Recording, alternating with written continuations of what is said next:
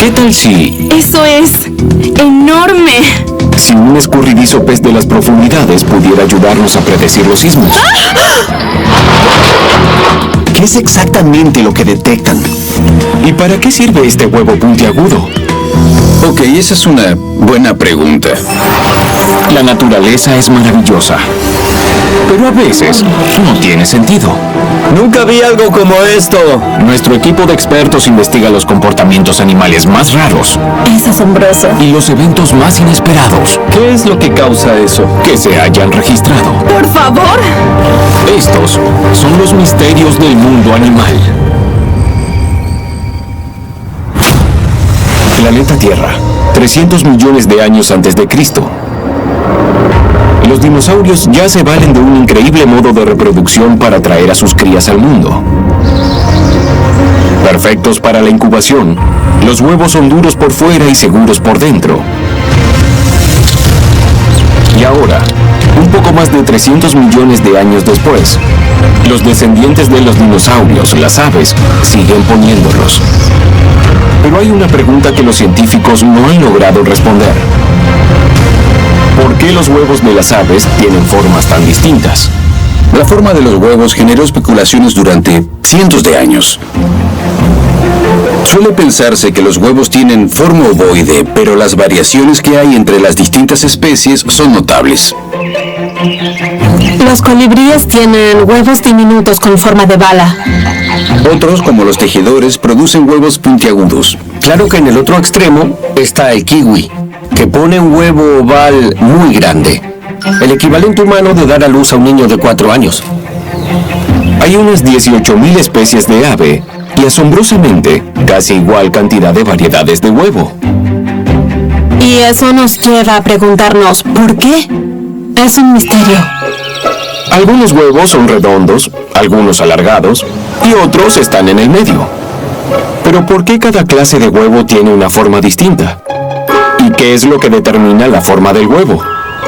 Era un enigma que nadie había podido descifrar hasta 2017, cuando los científicos creyeron que por fin lo habían resuelto. Los investigadores hallaron una correlación entre la forma del huevo del ave y la capacidad de volar que tiene.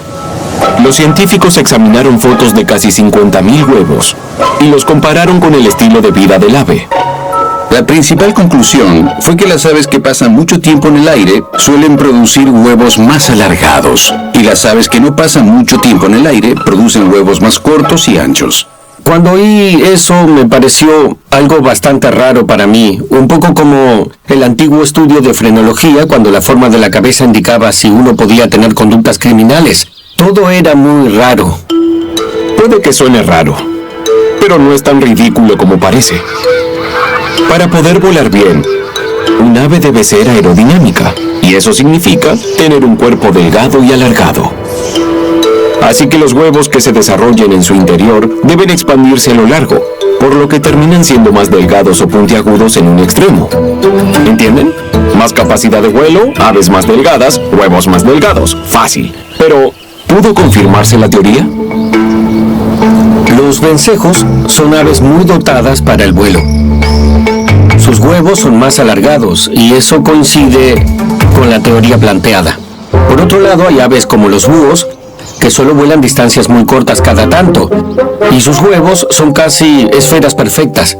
Eso también concuerda con la teoría. Así que uno de los mayores misterios del mundo aviar se había resuelto. Bueno, tal vez, porque un huevo contradijo la teoría por completo. Hay una excepción a la regla, como siempre. Y es el huevo de una ave llamada arao.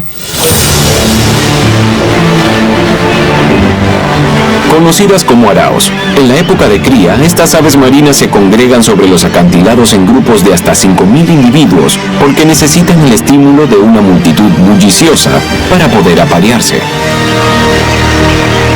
Los científicos descubrieron que los huevos más puntiagudos, llamémoslos asimétricos, en general pertenecían a las aves que más volaban, pero con el arao pasaba lo contrario. El huevo que pone es asimétrico, lo que indica que el arao debe ser muy dotado para el vuelo, pero en realidad eso no es así.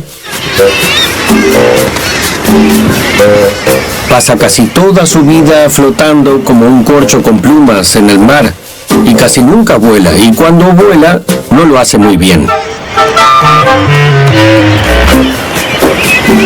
Los araos son pésimos volando. Aletean como locos solo para flotar. No son águilas majestuosas. De hecho, las alas de esta ave marina están más adaptadas para zambullirse.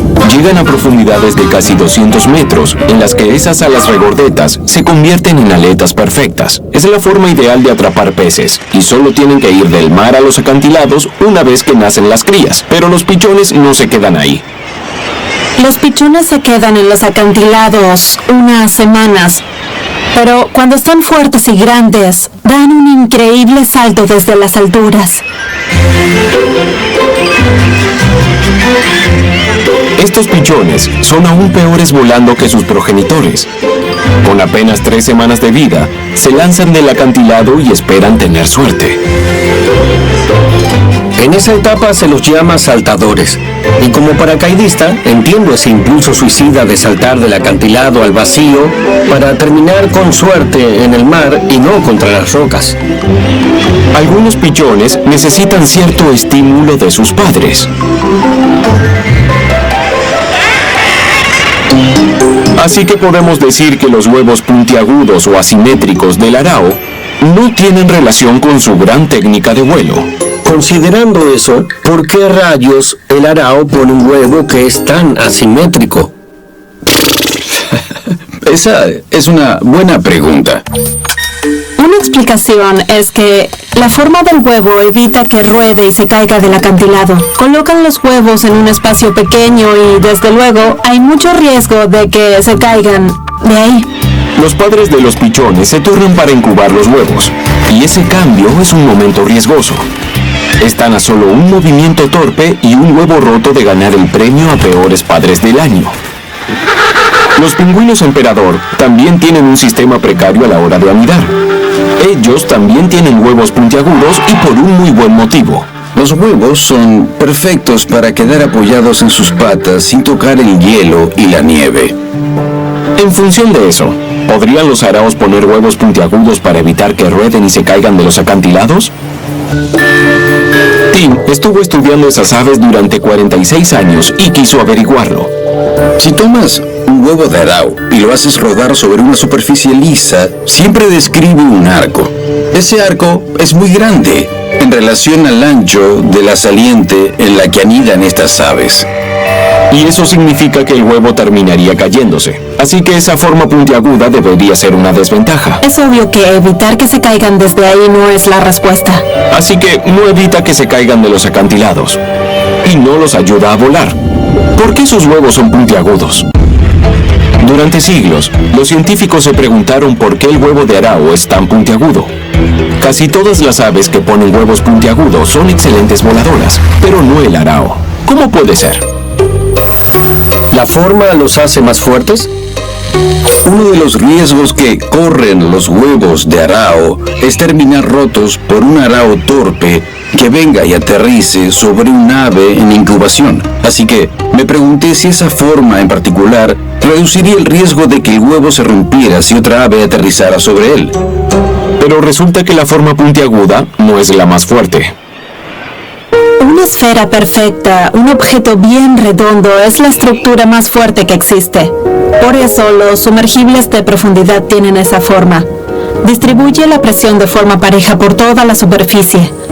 El huevo más grande que existe es el de avestruz. Es casi una esfera perfecta y es capaz de resistir el peso de un ser humano parado sobre él. Pero en el caso del arao, los huevos son lo contrario de esféricos. Por eso, debemos imaginar que hay alguna otra ventaja en esa forma particular. A veces, resolver un problema científico debe ser como escalar un acantilado. Pero luego, tras cientos de horas en las rocas, Tim finalmente halló la respuesta. En una ocasión tuve la posibilidad de poner un huevo de arao sobre una saliente inclinada y me sorprendió ver que el huevo quedaba apoyado. Tim descubrió que solo los huevos más asimétricos se adhieren a las paredes más desiguales de los acantilados. Hicimos pruebas muy rigurosas, y es cierto, cuando el huevo es más puntiagudo, se adhiere a pendientes más pronunciadas. Eso me hizo ver que la estabilidad era la explicación de por qué el huevo de Arao tiene esta forma. Así que el motivo por el que el huevo de Arao rompe todas las reglas es que eso lo ayuda a adherirse a su precario nido. Es un ejemplo perfecto de la selección natural en acción. Los huevos menos puntiagudos se caían de los acantilados, así que las aves que los ponían perdían todos sus pichones. Las aves que ponían huevos puntiagudos veían que sus pichones sobrevivían, así que sus genes siguieron transmitiéndose hasta hoy.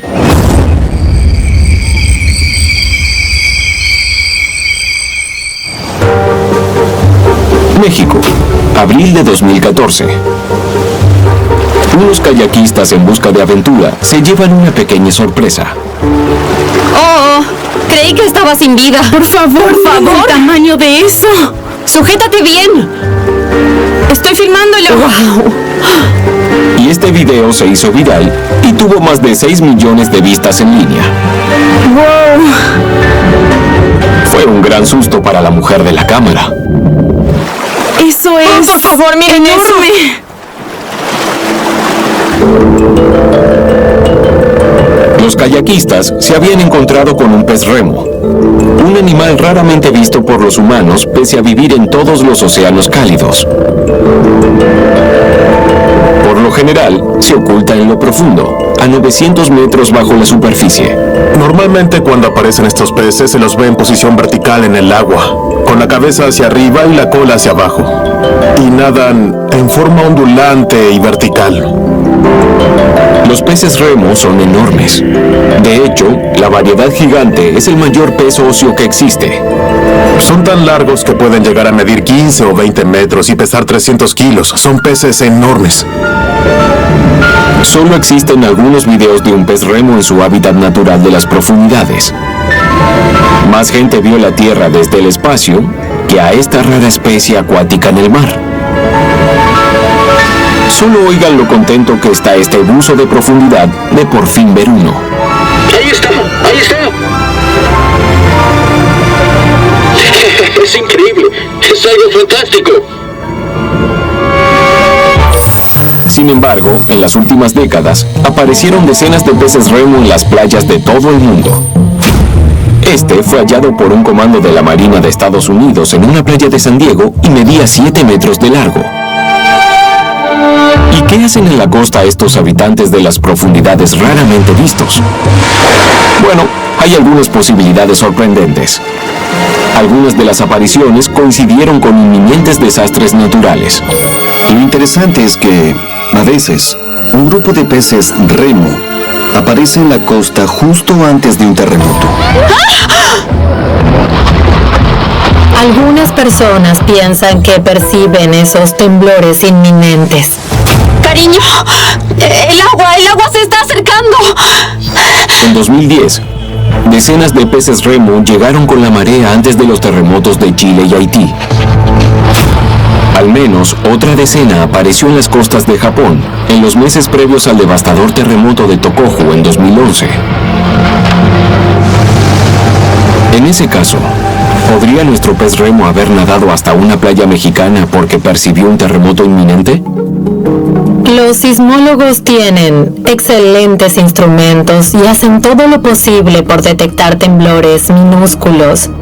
Pero igual, los seres humanos no podemos predecir los terremotos, así que sería muy increíble pensar que esos peces hubieran aprendido a hacer eso. Esas recientes apariciones no son la primera vez que los peces remo despiertan nuestro interés. Hay muchos cuentos en la historia antigua de marineros que se encontraban con raras criaturas míticas y una de ellas resulta ser el pez remo. En el antiguo folclore japonés se creía que los peces remo le avisaban a la gente que podía haber un terremoto. ¿Podría este antiguo mito ser cierto? ¿Estos habitantes de las profundidades tienen el poder de percibir los sismos? En abril de 2014, unos kayakistas se encontraron con un pez remo en una playa de México. A lo largo de la historia, estos peces de aguas profundas a menudo han aparecido en la costa antes de un terremoto. Así que, ¿podría estar detectando un sismo inminente? De hecho, hay muchas clases distintas de ondas que se propagan a partir de un sismo y algunas de esas ondas se propagan a través del agua. El pez remo podría ser capaz de oír ciertos sonidos o de sentir ciertas vibraciones que sin duda se transmitirían por el agua. De ser así, no serían los primeros animales en poseer un sexto sentido sísmico. Algunos animales pueden detectar los terremotos justo antes de que estén por ocurrir. Se sabe que algunas aves hacen eso y también que los perros lo hacen. Eureka, California. Enero de 2010. Este perro percibe algo y sale corriendo. Y en efecto, la tierra empieza a moverse. Así que si aparece un pez remo en la costa, ¿lo mejor es huir despavorido? Es probable que esos animales detecten las vibraciones minúsculas previas al comienzo del temblor más grande. Así que hablamos de predecir terremotos segundos antes, no horas ni días. Desde luego, no creo que los peces remos sean capaces de predecir un terremoto días antes de que ocurra. Aunque como muchos animales, los peces remo pueden detectar los terremotos, no parece probable que puedan hacerlo con la suficiente antelación para nadar desde las profundidades hasta la costa. Así que, ¿por qué aparecen en la playa? ¿Podría haber algo en su biología que lo explique? 13 de octubre de 2013. Descubren que un pez remo, que llegó a las aguas costeras de la isla Catalina, al sur de California, es una hembra con miles de huevos en su interior. En ese caso, ¿podría haber ido ahí para reproducirse? Casi todos los peces remos que aparecen son hembras. Cuando las abrimos vemos que están llenas de huevo, pero están en diferentes etapas de desarrollo. Tal vez podría ser una conducta relacionada con el desove. Desove o reproducción de los peces. Desovar cerca de la costa, de hecho, es bastante común en varias especies de peces. Cada verano, millones de capelines llegan nadando a las playas de las costas del Atlántico Norte y del Pacífico Norte. Las hembras ponen sus huevos en la arena, donde los machos los fertilizan antes de volver al mar. Es una fiesta de capelines en la playa. ¿Podrían los peces remo andar haciendo algo similar? Se han visto peces remo desovando en la costa de México. Y de hecho, el asombroso video del pez remo que asustó a los kayakistas también se filmó en México. Se cree que los huevos fertilizados quedan en la superficie del océano hasta que las crías salen y terminan nadando hasta su hogar en las profundidades. Es posible, porque a veces estos peces aparecen de a dos. Pero el problema es que son muy escurridizos. No sabemos mucho sobre la historia reproductiva de este pez. Si no vienen a la costa a desovar y no detectan terremotos inminentes, ¿qué lleva a estos peces a venir a la superficie? La respuesta podría estar en el movimiento del océano. El calentamiento de las aguas suele alterar las corrientes, altera la dirección de las corrientes, altera la velocidad de las corrientes. Así que es muy probable que las corrientes hayan cambiado y hayan traído a alguno de esos peces remo muy cerca de la costa y no hayan podido volver porque no son buenos nadadores.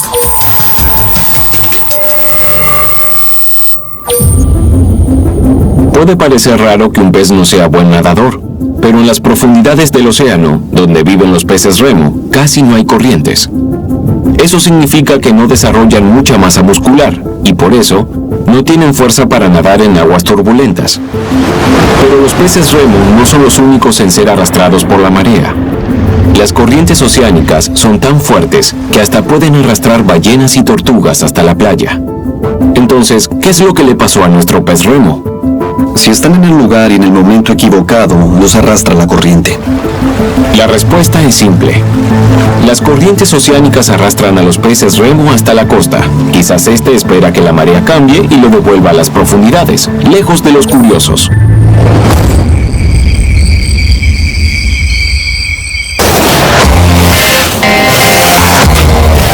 Suecia, diciembre de 2017. La temporada invernal de esquí está en pleno desarrollo y como si no alcanzara con la belleza de los montes nevados, algunos deben fijarse que no estén viendo mal por las gafas cuando el cielo parece iluminarse con 4 soles. ¡Oh, por favor! Vaya, si estuviera ahí esquiando, yo también me detendría a mirar el cielo. Eso no es un sol, son varios soles. ¿Qué genera este espectacular show de luces? ¿Puede tener que ver con todos esos copos blancos y helados que cubren el suelo?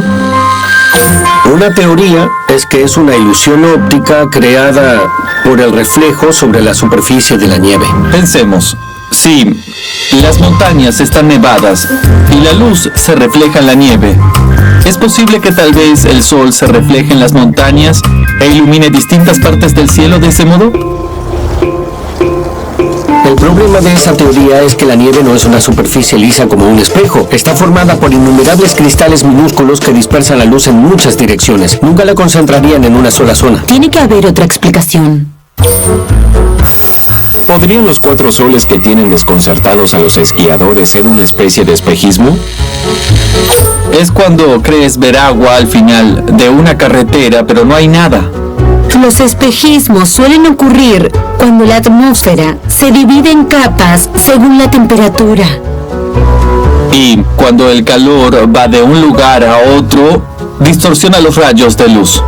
Y eso puede hacernos ver 1, 2 o 3 imágenes de lo que estamos mirando, o incluso ver algo que creemos estar viendo pero que no es real. Aunque eso suele pasar cuando hay una diferencia extrema de temperatura. El del video es solo un día frío. No creo que sea un lugar donde se vería un espejismo. Y yo tengo una teoría sobre qué es lo que causa eso. Es producto del hielo en el cielo. Pero ¿cómo produce el hielo este efecto? Bueno, debe ocurrir una serie de fenómenos en las nubes para que se cree esta inusual y deslumbrante imagen. La luz del sol se refracta a través de un sinfín de cristales de hielo contenidos en los cirros. Los cirros son nubes delgadas y ligeras, compuestas por millones de cristales de hielo diminutos, y cada uno de esos cristales puede alterar la luz solar que pase a través de ellos. No se refleja, se refracta, y eso significa que la luz del sol misma se descompone en los distintos colores del espectro lumínico. Parte de la luz se desvía un poco a la izquierda y parte de la luz se desvía un poco a la derecha. Por eso vemos varios. Por lo general, la luz solar viaja en línea recta, pero las partículas de hielo pueden cambiar su dirección y hacer que parezca que viene de otro lugar. De ahí, la aparición de 4 soles y el extraño y fascinante espectáculo del pargelio.